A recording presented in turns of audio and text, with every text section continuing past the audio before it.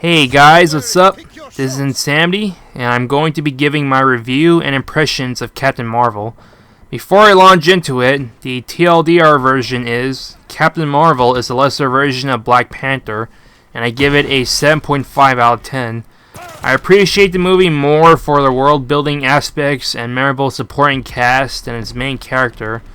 Black Panther at least had a great villain to complement it, but Captain Marvel's true villains, spoiler alert, aren't that great. That's this review in a nutshell. Let me say that I went into this movie with some reservations. Normally, as a Marvel guy and a not very harsh critic, I usually have little issue giving MCU movies decent to passing grades, but probably better grades than they would normally deserve. However, going strictly off the trailers and not any of these spoilers or clips I saw online, I had some issues with the lines and deliveries of those lines, and the spectacle and action from the trailers didn't seem promising either. I'm happy to say that the film turned out much better than the trailers made it look, but I also have to say that the trailers were sort of misleading. The marketing seemingly indicated some feminist angle to the movie, and I wasn't even aware of the controversy surrounding the movie regarding potential gender political drama. While the movie does have a touch of feminism, with some people online arguing whether it was blatant or heavy-handed, honestly, the feminist angle to the movie felt restrained. Not nuanced, but restrained or downplayed, rather. The feminism aspect doesn't really feel like a big part of Carol Danvers' character. If anything, Carol Danvers in his movie takes a lot after Steve Rogers in the sense of fighting the good fight and getting back up no matter how many times you get knocked down. The feminist part is only really because of things in the movie like a montage of Carol getting back up against men and getting sexist remarks from them, but I would not really use feminist to describe Carol as a character. And that leads me to the next point. Carol Danvers, the Captain Marvel of the movie, as there are a couple of Captain Marvels in the comics, including one such Captain Marvel from DC renamed Shazam. She's kind of ill-defined as a character. While she shows a lot of sass and is hot-headed and impulsive, the entire movie I was wondering, what is it that motivates her? Is she trying to prove herself to her peers and authority figures? Is she just wanting to fight the good fight like Steve Rogers? The amnesiac angle they went with in this movie helps to make the origin story aspect feel somewhat different, but as a result, I felt that it messed with Carol as a character since she spends a good chunk of the movie slowly regaining her humanity until she remembers everything, but because of that, her motivations remain muddled and unclear, and I only really found her interesting when she's interacting with other characters or with her surroundings. Unless they're movies where the main characters don't have a character arc, like Thor 2, The Dark World, and Ant-Man and the Wasp, the main characters at least have enough charisma and charm supplied by their actors that even if other aspects of the movie are more memorable than the main character, their screen presence can at least be felt.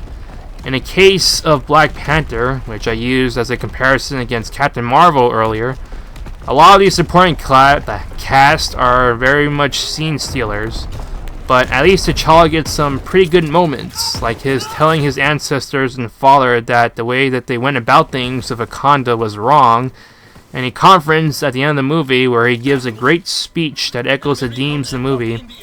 For Captain Marvel herself, however, she's just one part of the movie, and I don't think this movie serves as a great introduction for a character, especially when they intend her to be a pivotal figure to the future of the Marvel Cinematic Universe. I'm really hoping that Endgame fixes this aspect and shows Captain Marvel as a character, not a vehicle for a story, and since she's interacting with other major MCU characters for the first time, that certainly gives me hope that she'd be a more interesting character than she is in her solo movie. Again, as mentioned previously, I appreciated Captain Marvel more for the world building. It's nice to see certain established MCU characters like Ronan and Korath and Coulson again, even though they're barely more than cameos at best. Samuel L. Jackson gets to play a softer side of Fury we haven't seen, and this is easily his best appearance since Winter Soldier.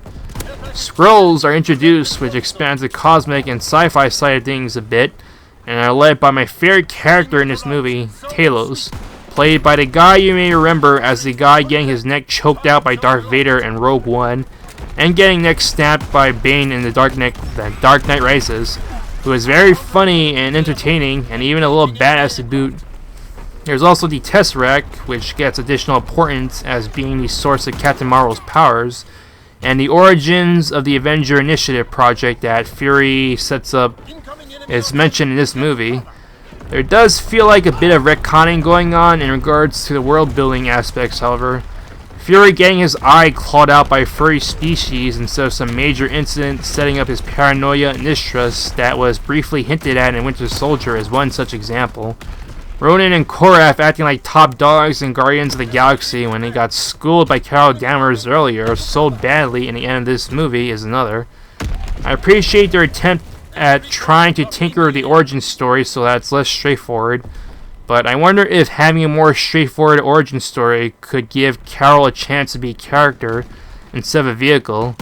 It would have gone the usual formula criticism, but I don't really know much about Carol from the comics, and this take on her in a movie isn't any more clearer on that front either. I hope Endgame gives her the Infinity War Doctor Strange treatment, where Doctor Strange is still an insufferable ass, but isn't a magic Tony Stark like he was in his solo movie, and is much more distinct as a character, and hoping that Endgame makes Captain Marvel a more distinctive character as well.